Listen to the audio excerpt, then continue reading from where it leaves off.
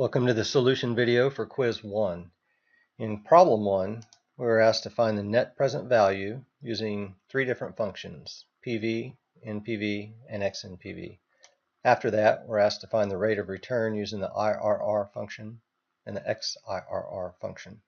So let's begin with PV. If I type equal PV parentheses, I can type Shift F3 and it will bring up the function arguments wizard. And that will help us walk through the inputs to the PV function. So as you know from your studies, the rate is the discount rate. If I click, and if I've forgotten that, I can click in the rate box and see down here exactly what it means by rate. INPER, if I click there, it tells me exactly what it means, that it's the number of payment periods, which were given in the problem as 50. If I click in the next box, it tells me it's the payment for each period, which were given in the problem as 100. I click in the next box, notice it's not bold, so it's optional. And if we had a cash balance that we wanted to include at the end of all these payments, we could put that in there. We'll use that when we do balloon mortgages later in the course. And then I can specify whether these payments are occurring at the beginning of the period using a 1 or at the end using a 0 or just leaving this box blank. And so this is going to give us an answer of a negative 1825. But notice, that's our 50 payments of $100 each. We didn't account for the $1,000 investment today. And since we don't want that discounted, we're going to put it outside of the PV function. So I'm using the mouse today. We'll come up here so you can see and put in that $1,000. Do it this way, or we could type the value in. It's negative, and that's good. So we want to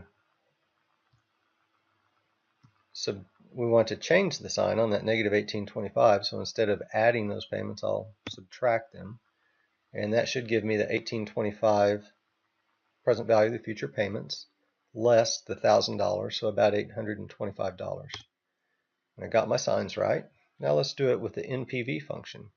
Recall that the NPV function is going to discount the very first value that we give it. And we could give it values like this. We could do this 50 times. And that's what they mean when they ask for a rate and then value 1, value 2, and so on. But we could also, much more quickly, just give it this range or array. Click on the first $100 and Control Shift down, and then hit Enter. Notice we get that 1825 again that didn't account for the $1,000 investment. We don't want to put the $1,000 investment inside of NPV in here. We could have started at B18, but that would discount the very first number. And since the $1,000 occurs today, it shouldn't be discounted. I like to put it in front of the NPV because it occurs earlier in time, but 1,000 plus 1825 is the same as 1825 plus 1,000. So we can put it on either side. We'll put it there. And then again, I think a negative will make our signs work out, in this case a positive will make our signs work out correctly. And we get the same 825.59. If we try this with the XNPV, the XNPV function, as we talked about in class, gives you a very close answer but not exact. The reason for that is it takes this discount rate that we give it, assumes it's an annual discount rate, and divides it by 365 days in the year. The problem is some of my periods here are leap years, and so they're 366 days. So we're not going to get exactly the same answer. If you wanted to test it, you could by making each of these dates 365 days apart instead of 365 and a quarter on average. Well, let's take the NPV, the rate, and as you know, it requires a series of values. And this time we can choose 1,000 for the first value, because it's not going to discount the first value. That's how XNPV works if you read help. It's going to treat that. In fact, the net present value will be as of this very first date. So if that wasn't the date you wanted the NPV on, you would have to adjust for that. But we don't have to adjust. We can do a Control Shift down, hit a comma, grab that date, Control Shift up, Shift down, zoom up with my mouse wheel. And this is what XNPV looks like. And it should be very close to that 1825, and in fact it is. So now let's go in and get the rate of return using these two different functions. And the only thing we need here are the values, and the program says it doesn't really care if these are months or years or what, but if you give it values that are spaced evenly among periods, it will give you the periodic rate of return or the periodic discount rate that would make the NPV 0. And so we're just going to come in here, grab the dates, Control Shift down, hit enter. And so it's almost 10% rate of return. And then we'll do the same thing with XIRR. Here it does need the dates as well, so those don't have to be evenly spaced.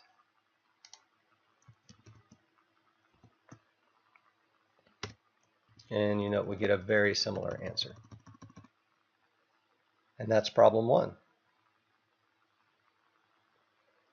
Let's move to problem 2. In problem 2, we have two people who are saving $50 a month. One is saving it at the beginning and one is saving it at the end of the month. And we're asked to find out what the difference is. They earn an interest rate periodic of 1%, and they're making deposits of $50. And so the short way to do this would be to use the future value formula. And I'll hit Shift F3 and say if the periodic rate is in fact 1%, and the number of periods are, I didn't put that in, but 120. Let's do it right. There are 120 payments. We're back to using FV, tab, Shift F3. Okay, so if the rate is 1%, tab, the number of payments is 120, and the payment size is 50.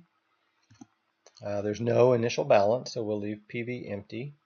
And if we're working on James, who's putting it in at the beginning of the month, and we click on the type box, it tells us we need a 1 in there to indicate beginning of the month.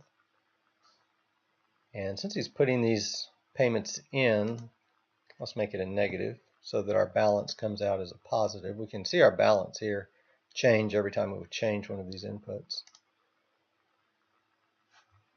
And then had I put dollar signs on there, I could copy that easily. Next easiest way would be hit F2, Control A, Control C to copy, escape, and then paste it over here. And then all we have to do, hit F2, is come in.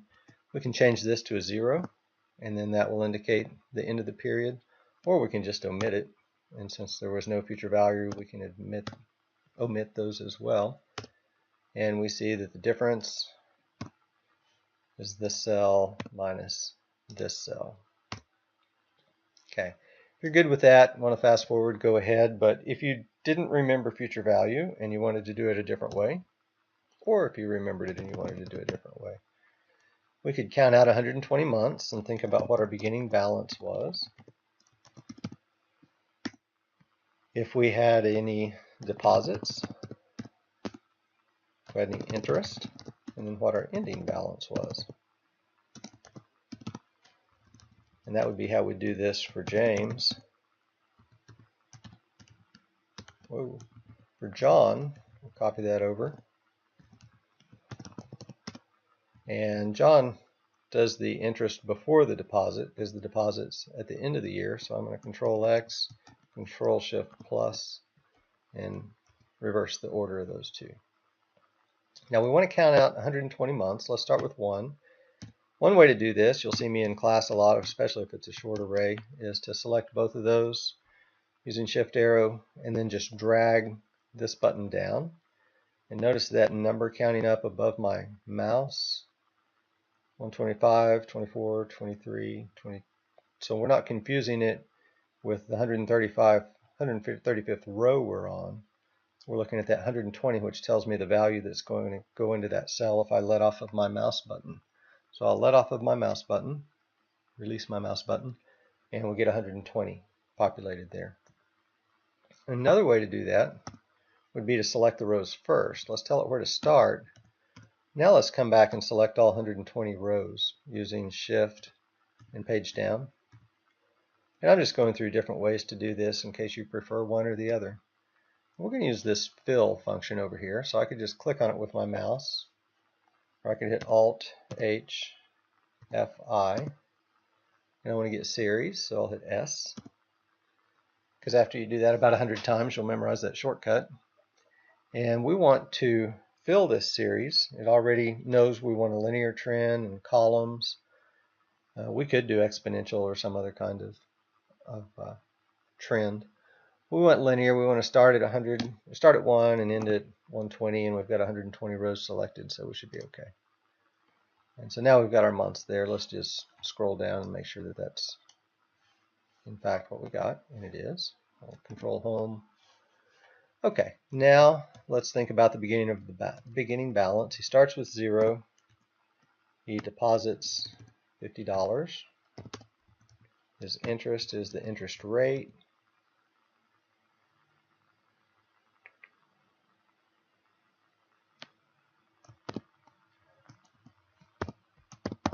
Times, I'll just do the beginning balance plus the deposit because it was at the beginning of the year and it's earning interest the whole year. So that's the interest he earns. And so his ending balance is the beginning balance plus the deposit plus the interest. Let's do this again. Alt equal. Take that sum. Now the beginning balance is just the ending balance from the previous month. The deposit we can copy down because we used dollar signs. The interest we can copy down because we used dollar signs, and I'm looking up here in the formula bar to see that. And the ending balance can copy down. So let's copy those 3 down one time, and then we can copy all 4 of them. I'll double click on that to fill it down. And let's see if we got the same ending balance. We're hoping we got 11,616.95. 11,616.95. Very good. So if we basically copy this, let's just start from scratch. Let's say our beginning balance is 0. Our interest is the beginning balance times the interest rate with dollar signs. The deposit each month is going to be 50. Absolute reference by hitting F4. And the ending balance, it would be easier if I just do sum this time. It's the sum of those 3.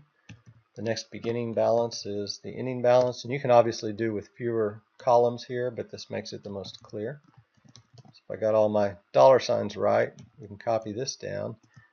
Now notice I can't click on that gadget right now because there's nothing out here to tell it when to stop.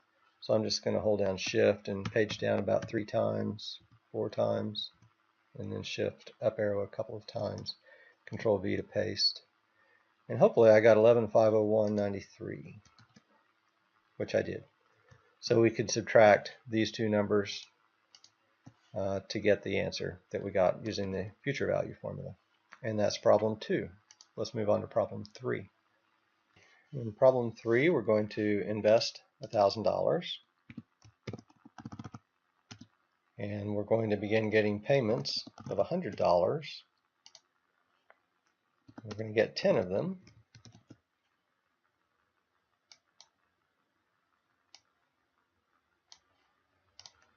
So we can call that $1,000 at time 0. And they're going to grow at some rate. Let's guess 1% growth rate. And say, so the second payment is going to be equals 1 plus the growth rate times the first payment. Copy that down. Don't think I locked that cell. Better lock that growth rate with some absolute values by hitting F4, absolute references that is. Copy it down. Okay, now they're growing at about 1%. And we want to find the money that we get back. Take the sum. So if we want to double our money, we really need the money we get back to be twice what we put in. We need that to be $2,000. So we'll do an Alt W, an Alt A W G for goal seek. And we'll set that cell, that sum, equal to 2,000 by changing our growth rate. And that gives us a periodic growth rate of 14.7. Okay, let's look at problem 4. And in problem 4, we are making some investments for 10 years, perhaps into a retirement account. Then we were withdrawing for about 20 years, perhaps during our retirement age. And we want to make sure that we have enough, we get a good enough interest rate on this account that we don't run out of money before the end of the 20 years of retirement. Now, as I'm sure you may have noticed, there was an error in this problem. I was talking about monthly deposits and withdrawals, but then I say those transactions occur at the beginning of the year. That's an inconsistency. I think one person asked me about that. If you did, please remind me. But let's go ahead and work this, assuming that those transactions occur at the beginning of the month and the interest is paid on that balance at the end of the month. And so in that case, we'd have our transaction amount,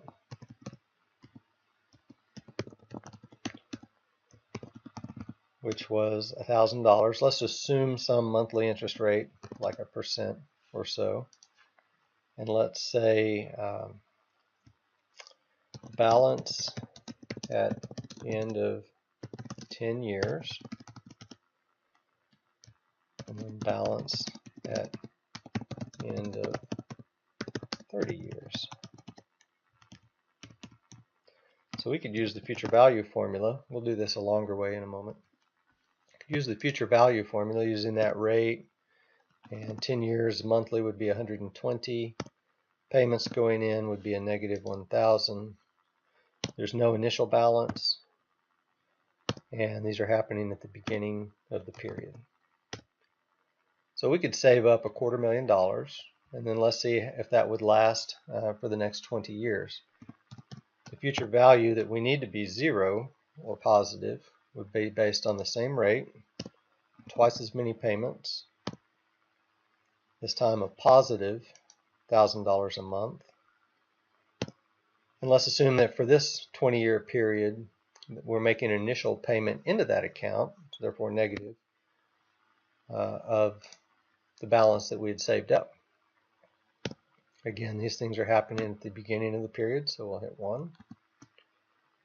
And let's see where we are. So at 1%, we have more than enough money. In fact, it continued to grow to $1.5 million.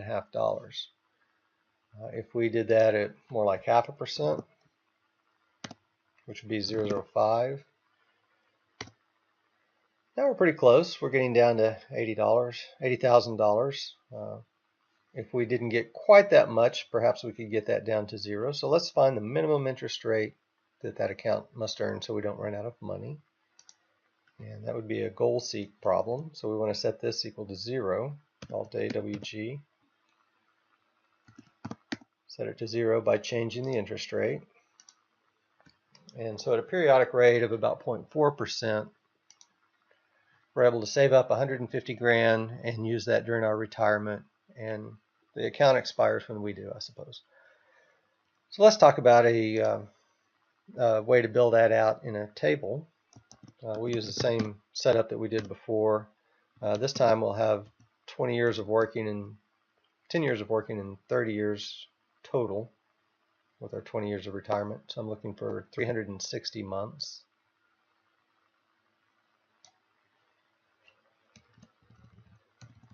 And if I recall how we set that one up on the other problem, we had a beginning balance, a deposit at the beginning of the period, had some interest, and an ending balance. In this case, our beginning balance would be 0. Our deposit is going to be that transaction amount. The interest would be the rate times what we started with plus what we put in at the beginning of the period. This is not the only way to set this up, but it's one way.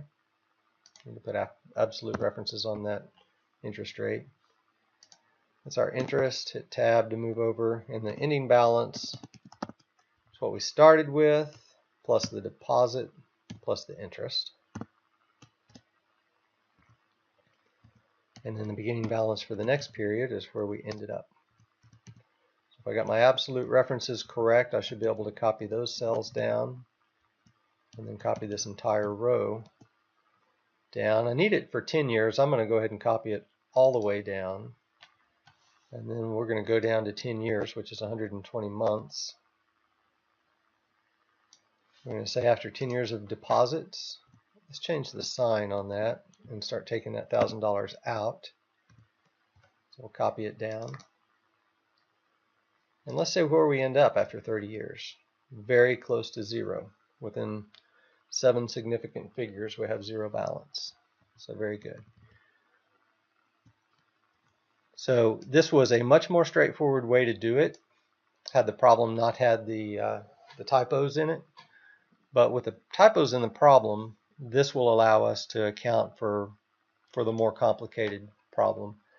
Now we just have an inconsistency here if we're putting $1,000 in, taking $1,000 out, but deposits and withdrawals occur at the beginning of the year. So you need to reconcile that. That's inconsistent. So let's just go ahead and assume that they're happening at the beginning of the month. And so our deposits are happening at the beginning of the month. Our interest is calculated on the beginning of balance plus the deposit, so it's happening at the end of the month. But if we wanted to say instead of end of the month, we want to honor this typo that says the end of the year, and what that means is only every 12th every 12th interest amount would be non-zero. So we would be, let me hit delete on these. To honor that, we're putting $1,000 in each month, but we haven't earned any interest yet. So after 11 months, almost the end of the 12th month, we have $12,000 in there, so we can earn some interest on that. Get $48 in interest, and this would be our balance at the end of the first year. And I get that this is super complicated. This was not intended to be on the first quiz. It was a typo, but we can still solve it. So the trick is, how do we come in here and remove every 11 out of 12 interest formulas? And so I had a mentor one time who told me if brute force is not working, you're just not using enough of it. So let's use brute force here for a little bit. Let's delete 11 out of 12 and leave the interest at the end of the year. And then again, let's delete 11 out of 12 and leave the interest at the end of that 24th period. And 11 out of 12. And so we're leaving the multiples of 12 so that we can honor the typo in the problem and only calculate interest on every 12th period. If you're lost by now, just move on, because all I'm showing you is how we would have accounted for that typo since it didn't come up in class. So once we do a few of these, we realize, there's kind of a pattern here. There are 11 blank cells, and then there's a formula that I want down here,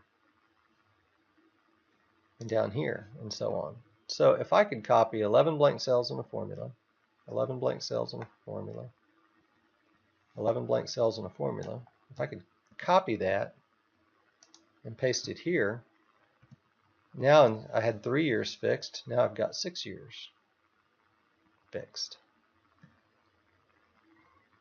So if I paste that here, now I've got 9 years fixed. And one more time, I've got about 12 years fixed. And so let me go back up to the top, and now let's really leverage our efforts. Shift and page down and copy all of these. So let's copy that. Guess we need to get the 144th row. Let's copy that and paste it here. Now that's a long way to scroll to get to the other side of this. Another shortcut you might like is Control Period. Control Period will keep this selected, but just take me to the other end of it. So Control Period gets me down here about where I want to be. Come here and do another paste. And I believe that's enough. Let's Control Shift, Control down. Yeah. And we probably got a lot of extras, so I'm going to do a Shift, Control End, and then H. How did you learn it? H-E-A, to clear all those extra formulas that I copied down. And again, we're into a little bit of an advanced rabbit chasing conversation, but some of you may get something out of this. So what we find out is if we only get paid interest at the end of the year and not every month, that interest rate that we've got in there currently isn't near enough to get us through retirement. So we'll need to do another goal C called AWG. Set this final balance equal to 0 by changing, control up our interest rate. And you find out that instead of 0.4%, we need almost 5% per period. So I suspect some of you don't like the brute force approach and might be wondering if there's a more elegant workaround. So let's talk about a couple of ways to do that. One, probably the intended way to do this with the built-in Excel functions would be to, let's say, alternative ways of calculating interest.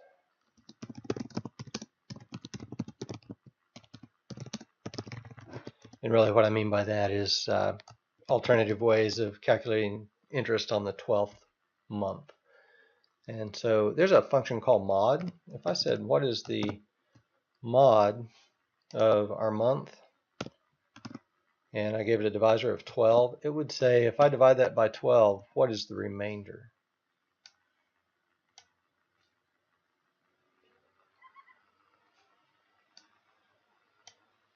And so you'll notice I get zeros on the months where I want the interest to be. So if I wrap that inside an if statement and said if that mod is equal to 0, then let's use our interest formula, which I'm going to guess was probably interest rate times beginning balance plus the deposit.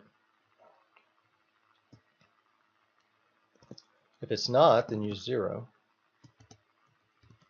And then we copy that down. And now we get exactly the same column with an elegant formula that we got by using the brute force method. If we had thousands of rows, we'd pretty much have to find a way to do this instead of doing this. Okay, so let's think if we didn't know about the mod formula, which I certainly haven't covered in this class, let's think about using a date function. There's something that we did at least see in the video. So we'd have to be a bit creative about it, but if I took the date of, I don't know, some year like 2019, using this month, and let's say the first day of the month, so we don't get messed up with the differing lengths of months, then that would convert it to a date. Now if I said, well, what is the month of that date? So whether that date's in 2019 or 2020 or what have you, if I said, what is the month? So let's wrap that in a month function. It'll give me the number that month is in the year. Now it makes it look like a date because I've got it formatted as a date, but let me format it as general. And it says, oh, well, that month is the first month of the year. And if you copy that down, this is the 12th month of the year. And then we come back around to the first month of the year. So look at this file and see if that's any more desirable to you than using the mod function. Of course, there we'll need to wrap it with the same if statement. I'm just going to come up here and grab it. We'll say if, then grab our interest formula, Control C. So we want to say if we're able to come up with a 0 here, then use our formula for calculating interest. Otherwise, use 0, which is already in there. So if the month, extra comma. So if we copy that, then we get all zeros because we asked it for when is the month 0. We should have asked it for when is the month equal to 12. So let's fix that. And here's another way we could have done it with the date function. Let me stress, this problem was not intended to be this complicated. The problem that I intended to put on here would have had an answer of 0.4%-ish. And you would have been able to solve that using these two future value cells, or building out 360 rows with all the same formulas across each row, the deposits flipping from positive to negative. The most of this video was to help you see some workarounds that hopefully will benefit you in the future. If you didn't follow them, please don't worry about it for this class. If you watched my video for example problem number 2 in the book, there's no real reason to watch this video for problem 5 because they're the same thing. But both of them, we start with an initial loan amount, payments, and an interest rate. We need to calculate a payment. And I think in the other video, we used GoalSeek to get this payment. From now on in this class, we're just going to go ahead and use the rate, number of periods, and the present value. And if we put that present value in as a negative, then we will get a positive payment. And then I believe in the video we had payment number, beginning balance, payment size, interest portion, principal portion of each payment, and ending balance for each period. Doing a little toy on that. And so we have 30 periods.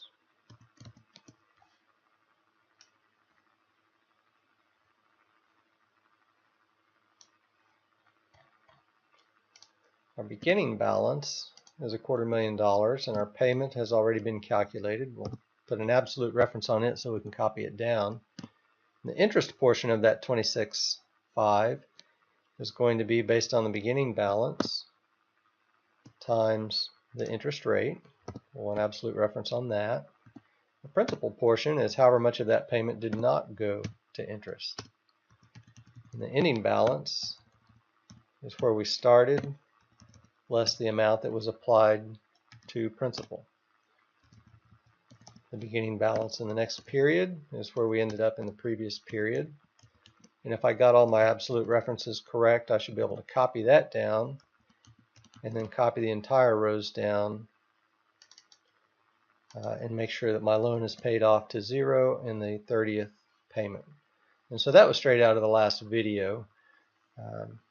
But what we were asked here is in which principal portion or in which payment is the principal portion greater than the interest portion. And this is just to kind of drive home the observation that most of our payment in the early days when we have a large balance is going to interest.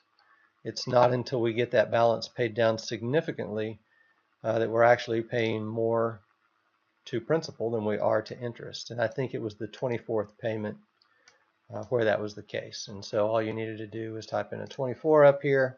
I think some people said if principal is greater than interest. I guess you could actually do it without an if statement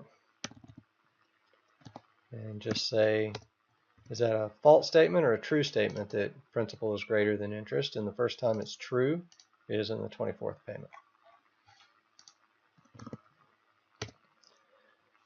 Regarding problem 6, you were told in the study guide that there would be an XY scatter chart. And so to make one of those, probably the simplest way is Control Shift down, hold Shift and hit right, and do an Alt in D. And we can make it look like that. I think this is probably the most similar. And what I've noticed students do is they hit this button that says plus if they want to add axis titles, if they want to add a legend. If there were not already a chart title on there, they could do that. Since we want it to look similar, we're going to click that legend and right click it and say format the legend, put it on the bottom, and then basically check our number formats. They appear to be correct. Change a couple of titles. Hit enter. Enter. enter. And now we've recreated the chart.